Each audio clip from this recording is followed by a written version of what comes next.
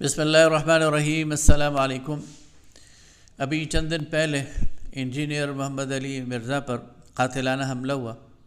جو کہ ظاہر مذہبی جنونیت کی ایک علامت اور اس کا شاہکار ہے۔ ابھی 2-4 روز پہلے ہمارے ہاں 2 پلازوں کے 2 چوکیدار آپس میں گاڑی پارکنگ کے مسئلے پر لڑ پڑے اور ان میں سے ایک ہلاک ہو گیا اور ایک جیل پہنچ گیا۔ ابھی آج ہی میں ایک کلپ دیکھ رہا تھا کہ کونسلر لیول کے 2 امیدوار جو مختلف سیاسی پارٹیوں سے تھے، عین چوک میں ایک دوسرے سے لڑ پڑے، گتھم گتھا ہو گئے اور ایک دوسرے کو گالم گلوچ پر اتر آئے۔ تو ہمارا یہ معاشرہ جس کے اندر ایک پولرائزیشن ہے بالکل واضح نظر آ رہی ہے، اور یہ پولرائزیشن جسے آپ انتہا پسندی کہہ سکتے ہیں، سیاسی بنیادوں پر بھی ہے اور مذہبی بنیادوں پر بھی ہے۔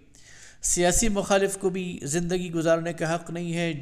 جینے کا حق نہیں ہے۔ آپ کسی سے ذرا سی سیاسی طور پر اختلاف کر لیں تو پھر آپ دیکھیں کہ منظر کیا ہوتا ہے، اور یہی وجہ ہے کہ لوگوں نے اپنے ریستورانوں میں اور اپنے کیفیز میں دیواروں پر لکھا ہوا ہے کہ یہاں سیاسی گفتگو سے پرہیز کریں، اس لیے کہ انہیں پتہ ہے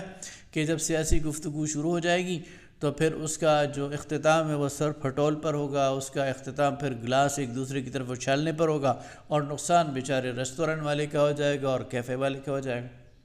اور یہی حال مذہبی منافرت کا بھی ہے کہ آپ کوئی ایک مذہبی لائن لے لیں تو دوسرا آپ کے پیچھے پڑ جاتا ہے، آپ کے اسلام کے پیچھے پڑ جاتا ہے، آپ کی زندگی کے پیچھے پڑ جاتا ہے، آپ کے ایمان کے پیچھے پڑ جاتا ہے۔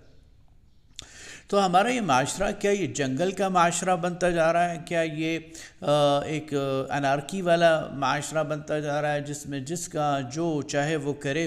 اور اس کے خلاف اگر کوئی بات کرے تو پھر اسے جینے کا حق نہیں ہے، اور پھر اسے ملیہ میٹ کر دینا چاہیے، مٹا دینا چاہیے، منظر سے ہٹا دینا چاہیے، اور اسے اتنا یعنی دبا دینا چاہیے کہ وہ بات کرنے کے بھی قابل نہ ہو۔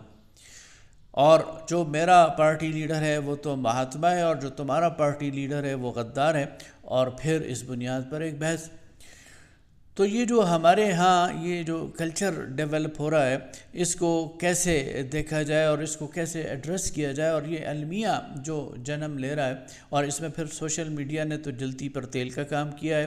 اور وہ چیز جو پہلے دب جایا کرتی تھی اور جو ایک محدود علاقے تک محدود ہوا کرتی تھی، اب آن کی آن میں وائرل ہو جاتی ہے اور ایک سرے سے دوسرے سرے پر پہنچ جاتی ہے، اور لوگ جو ہے اس پر پھر ایک پوزیشن بھی لے لیتے ہیں، اور ظاہر ہے کہ ایک انارکی میں اضافہ ہوتا ہے۔ اچھا، یہ مسئلہ صرف یعنی 2 سیاسی جماعتوں کا نہیں ہے، یہ مسئلہ صرف مذہبی منافرت کا نہیں ہے، یہ جو ہیجانی کیفیت ہے کہ ہر بندہ ہائپر ٹینشن کا مریض بنتا جا رہا ہے، یہ ہمارے گھروں میں بھی پہنچ گئی ہے۔ میاں بیوی کے تعلقات کو دیکھ لیں تو ایک بہت بڑی اکثریت یہ ہے کہ اس میں ناچاقی ہے، گھروں میں بے سکونی ہے، اولاد والدین سے پریشان ہے، والدین اولاد سے پریشان ہے، اور بعض اوقات ایک ماں باپ کی اولاد جو ہے وہ آپس میں ایک دوسرے کو عدالتوں میں گھسیٹتے ہیں، اور پورا معاشرہ وہ تماشا دیکھتا ہے۔ تو یہ جو ہمارے اندر ایک عدم برداشت کی کیفیت آ گئی ہے، اور ہمارے اندر ہر مسئلے پر لڑنے اور جھگڑنے والی کیفیت آ گئی ہے، اور ہر بندہ جو ہے وہ ہائی بلڈ پریشر کا مریض ہمیں دکھائی دیتا ہے اور جنونی دکھائی دیتا ہے، اور انسانی جان کی جو حرمت ہے وہ پامال ہوتی ہوئی دکھائی دیتی ہے۔ اس کا ذمہ دار کون ہے؟ اور دوبارہ اس معاشرے کو کیسے تشکیل دیا جائے کہ وہاں انسانی جان کی حرمت ہو، وہاں رائے کا احترام ہو، وہاں سلیقہ ہو، وہاں گفتگو کے آداب ہوں، اور وہاں ایک دوسرے کو سپیس دیا جائے کہ میری بات تو یہ ہے، لیکن اگر تم اس سے اختلاف کرتے ہو تو ٹھیک ہے کرو۔ لیکن یہ چیزیں ہمیں اپنے معاشرے میں نظر نہیں آتی۔ ہمیں نظر آتا ہے کہ جو ہمارے سیاسی پنڈت ہیں انہوں نے ہمارے اندر سیاسی نفرت اور انتقام کو بھر دیا ہے اور ایک عروج پر پہنچا دیا ہے، اور اس سے ظاہر ہے کہ وہ اپنے سیاسی فائدے اٹھاتے ہیں۔ انہیں معلوم ہے کہ اگر میں یہ نہیں کروں گا تو میری جو پولیٹیکل جو فالوونگ ہے وہ کم ہو جائے گی، یا وہ جو لوگ میرے ساتھ جڑے ہوئے ہیں شاید وہ میرے ساتھ جڑے ہوئے نہ رہیں۔ اور یہی وہ دوسری طرف وہ جو مذہبی منافرت ہے، اس میں بھی جو ہمارے علماء ہیں اور جو فرقہ پرست لوگ ہیں، میں نے علماء کا لفظ استعمال کیا، وہ فرقہ پرست مذہبی عناصر جو اپنے خاص فرقے کو پروموٹ کرنے کے لیے دوسرے کو کافر کہنا اور دوسرے کو گستاخ کہنا اور دوسرے کو واجب قتل قرار دینا، یہ ضرور ضروری سمجھتا ہے اور اس کی بنیاد پر وہ ایک بریگیڈ پوری تیار کر دیتا ہے، اور وہ ایسی بریگیڈ ہوتی ہے کہ جو پھر ظاہر ہے کہ سوسائڈ مشن پر ہوتی ہے اور پھر خود ان کے کنٹرول میں بھی نہیں ہوتی، اور کوئی صاحب تو تقریر کر کے چلے جاتے ہیں لیکن پھڈا پھر وہاں پڑا رہتا ہے۔ یہ ایک مشہور مثال ہے کہ کسی قصبے میں وہ لوگ جلسے کرنے کے بہت شوقین تھے، کبھی ایک صاحب کو بلاتے تھے کبھی دوسرے کو، تو پھر وہاں کے بڑے بیٹھے اور انہوں نے اس پر پابندی لگائی کہ وہ صاحب تو آ کر تقریر کر کے چلے جاتے ہیں، لیکن بعد میں پھر 6 مہینے تک اور سال تک بستی کے لوگ آپس میں گتھم گتا رہتے ہیں اور ایک دوسرے کے ساتھ لڑائی اور بھڑائی میں مصروف رہتے ہیں، اور پورا سال ان کا یہ کام ہوتا ہے۔ تو یہ وہ جو چیز ہے، اس کو روکا کیسے جائے، اس سے نکلا کیسے جائے، اور وہ معاشرہ جو کہ ایک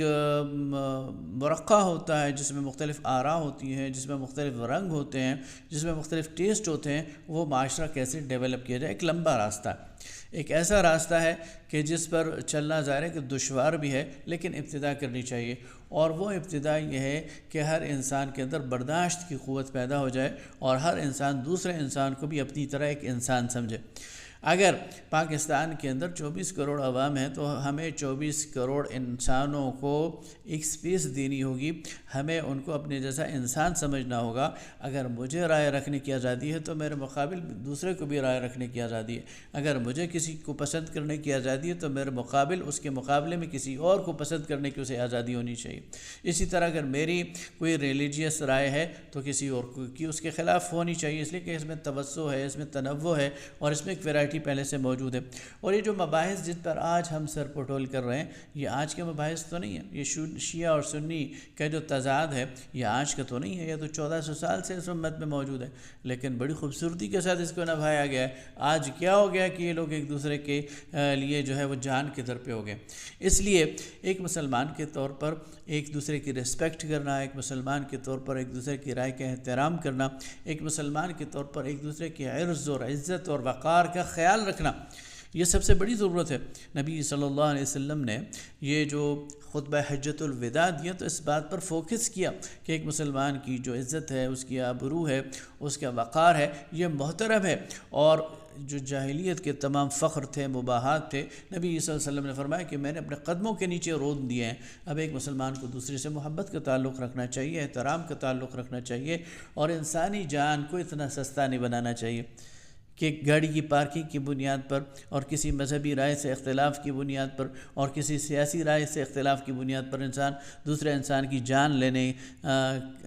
پر آمادہ ہو جائے۔ لیکن یہ شعور سے آئے گا، یہ اجالے سے آئے گا، یہ روشنی سے آئے گا، یہ علم سے آئے گا، اور اس کی طرف بہرحال اس قوم کے سوچنے سمجھنے والوں کو، انفلوئنسرز کو، اور وہ لوگ جو لوگوں کو کوئی بات بتا سکتے ہیں، ان کو اپنا کردار ادا کرنا ہوگا۔ بہت شکریہ۔